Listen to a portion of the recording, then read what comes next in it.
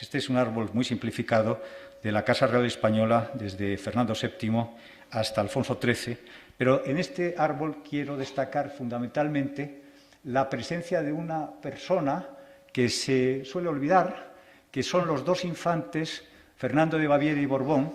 casado con la infanta María Teresa, hermana menor, la hermana segunda de Alfonso XIII, y Alfonso de Orleans y Borbón, hijo de la infanta Eulalia, hija de Isabel II a su vez, e hijo y nieto del duque de Montpensier, a través de el matrimonio de Luisa Fernanda con Antonio de Orleans. Bueno, Alfonso de Orleans se casó con una prima hermana de la reina Victoria Eugenia. Las dos eran nietas de la reina Victoria. Es decir, en nuestra familia real, en el año 1914, en Palacio, había dos nietas de la reina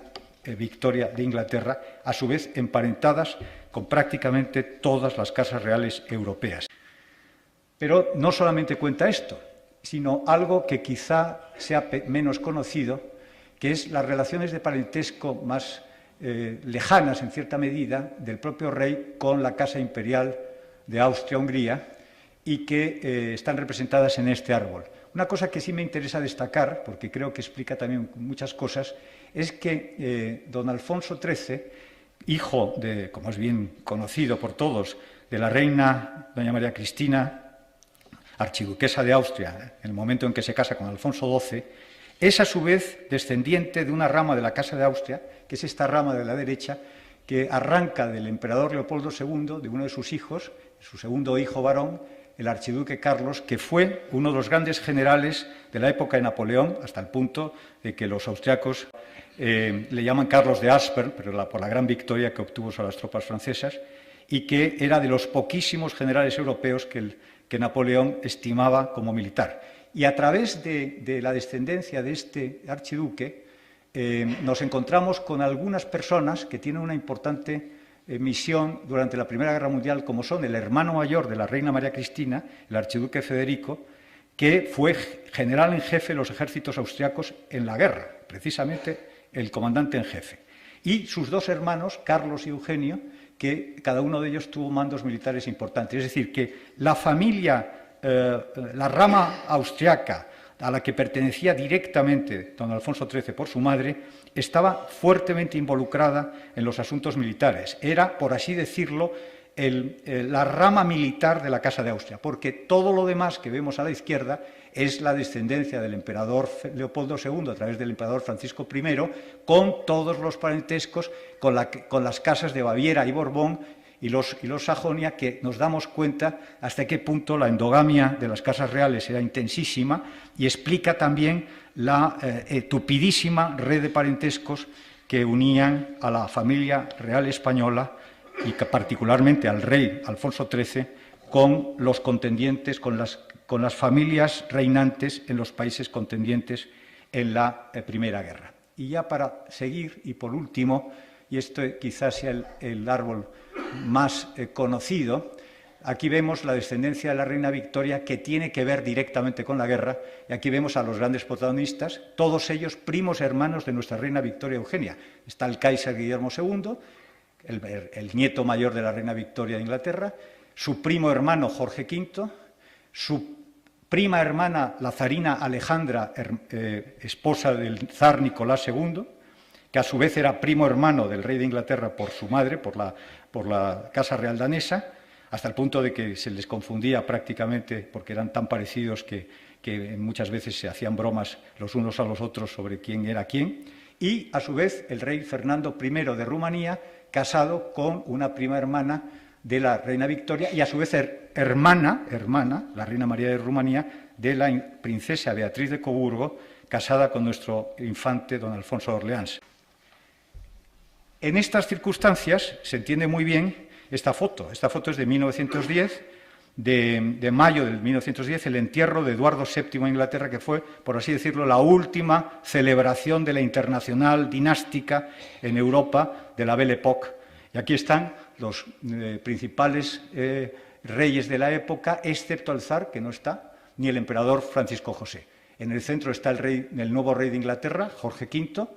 A su derecha, sentado en el lugar de honor, está nuestro rey Alfonso XIII, siendo el más joven prácticamente de todos los asistentes, porque se consideraba nuestra monarquía la más antigua monarquía de Europa. Y a su izquierda está el rey de Dinamarca, porque la casa reinante en Dinamarca se consideraba, por línea de varón, la familia reinante más antigua de Europa. No la monarquía más antigua, sino la familia reinante más antigua. Y los demás son perdón, el rey de Noruega, hermano del rey de Dinamarca, a continuación el rey de Bulgaria, el rey Manuel de Portugal, el Kaiser Guillermo II, como antes he dicho, era el nieto mayor de la reina Victoria y fue precisamente al entierro de su tío Eduardo, y a continuación está el rey de Grecia y el rey de Bélgica, que el famoso Alberto I, que sería considerado el rey soldado por antonomasia.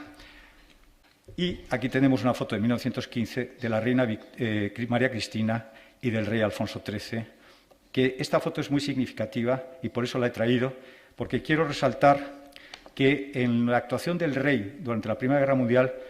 tiene, en mi opinión, una influencia muy grande, no sé si decisiva, pero desde luego muy grande, y desde luego esto está reconocido por todos los estudiosos, en la reina María Cristina. A diferencia de la reina Victoria Eugenia, que aquí la vemos en el momento justo después de su boda, en el verano de 1906, aquí la vemos, aquí está con el príncipe de Gales, el joven rey de España en 1905, con ocasión de la visita oficial a Londres, donde conoció a la que luego sería su mujer. Y aquí tenemos a la reina Victoria en uniforme la Cruz Roja Española, que ella fundó en 1916 precisamente. Bueno, pues a diferencia de la reina Victoria Eugenia, cuyo interés por la política era muy limitado y desde luego no se mezcló en los asuntos de Estado abiertamente, podría tener sus opiniones, como es natural, pero no era claramente una figura política, la reina María Cristina había sido regente y como tal había tenido una intervención decisiva en tantos asuntos de Estado que implicaba que se había convertido en una auténtica especialista en política exterior. Y durante la primera parte del reinado de su hijo, hasta prácticamente el final de la Primera Guerra Mundial, siguió teniendo una intervención a través de la influencia, no a través naturalmente de ninguna opinión publicada, ni declaraciones, ni escritos, ni nada parecido, pero sí a través de su influencia sobre su hijo en la política exterior española. Y es ella la que influye fundamentalmente para que se mantenga en la pugna entre aliadófilos y germanófilos que caracteriza nuestra política en la época de la Guerra Mundial. Pide al rey, y influye mucho sobre él, en que se mantenga la neutralidad estricta. Y luego sigue con los contactos con el Vaticano y el ofrecimiento de refugio a Benedicto XV en el Escorial en 1915, cuando Italia entraba en guerra. Esto sí que condujo a una cierta crisis con los italianos, que vieron con muy malos ojos la interferencia española en sus relaciones con la Santa Sede. Y el más importante de todos es el intento de mediación entre el emperador Carlos I de Austria, recién llegado al trono, y los aliados en 1917, que continúa incluso a principios de 1918 a través de gestiones muy personales de Alfonso XIII. Las primeras las hace a través de los príncipes de Borbón-Parma, Javier y Sixto, que eran oficiales del ejército francés y que estaban en el lado aliado, pero eran hermanos de la emperatriz Zita de Austria, la nueva emperatriz, y indiscreciones variadas impidieron que esas conversaciones continuaran. El emperador quería una paz separada, cosa que le indispuso enormemente con el Kaiser y con los alemanes, que incluso amenazaron con invadir Austria. Pero en el 18, a principios del 18, el rey intenta de nuevo una mediación con el propio Wilson, con el presidente de los Estados Unidos, que acababa de entrar en la guerra el 17,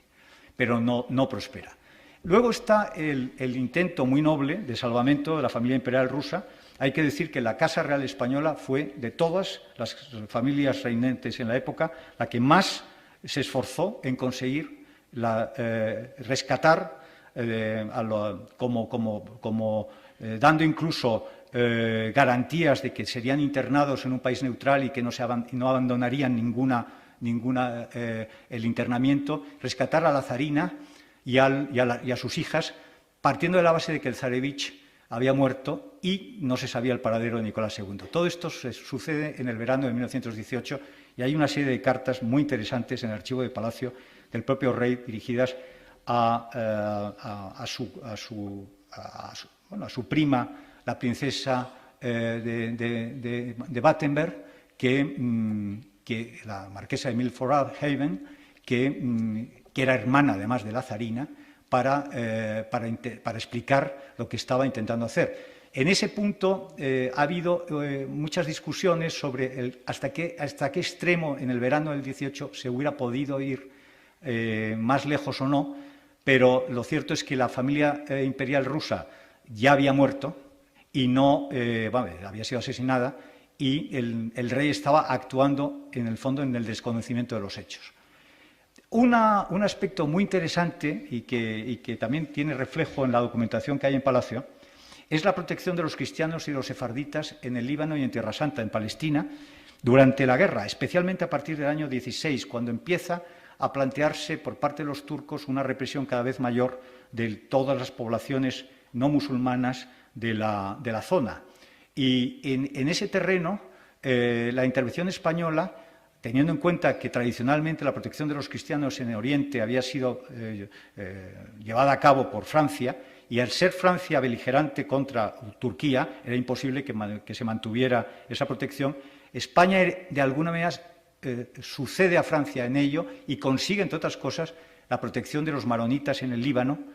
a diferencia de lo que sucedió con los armenios, y de gran parte de los judíos sefarditas en la zona de Palestina, hasta el extremo de que hay en Palacio un precioso pergamino de las comunidades judías de Jerusalén, dirigido al rey en 1918 en homenaje a sus esfuerzos. Y por último, en el último tramo de la guerra, cuando ya la situación era muy penosa para prisioneros de guerra que habían estado, en muchos casos, 4 años en campos de prisioneros, se llega a una mediación germano-belga, mejor dicho, a una mediación entre los alemanes y los belgas para canjes de prisioneros e internamiento de prisioneros en países neutrales a través de nuestra legación en Suiza el 18. Y estas son todas operaciones en las que el rey intervino de forma muy directa.